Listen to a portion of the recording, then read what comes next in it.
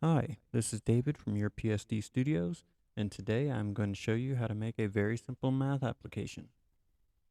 To start out, we will go ahead and get ourselves a button, get a few text boxes, get a text block, and get a list box. Just drag that list box out of there. Alright, so we're going to go ahead and drag everything where we want it to be. Throw that over there. That over there, that right there. And this text block is just going to be holding our symbol for whatever type of math we're going to be doing. We're going to go with the plus sign for right now. Go ahead and make these a little smaller. Empty out the text boxes. A little smaller. All right. Drag this over to here.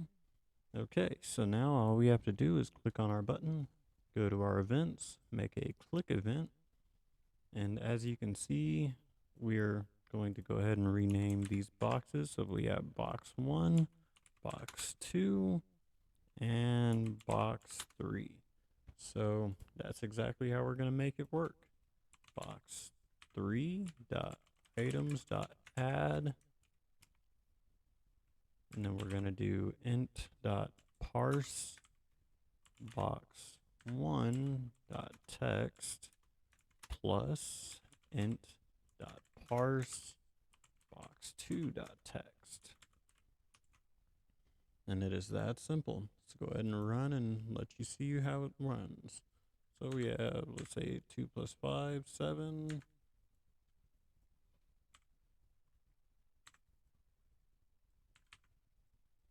And as you can see, all of them are going inside of our list box. Please note, none of these save unless you write the code to make it save before you close the program.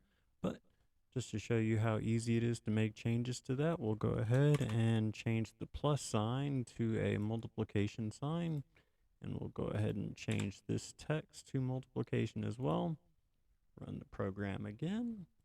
And let's say 5 times 10. Okay.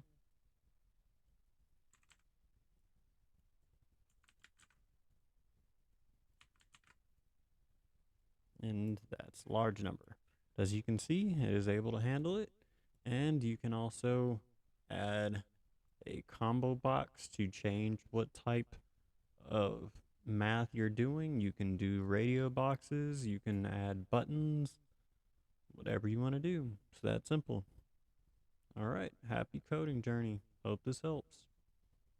Hit the like and subscribe if you like what you see, and check back later for additional content. Thank you.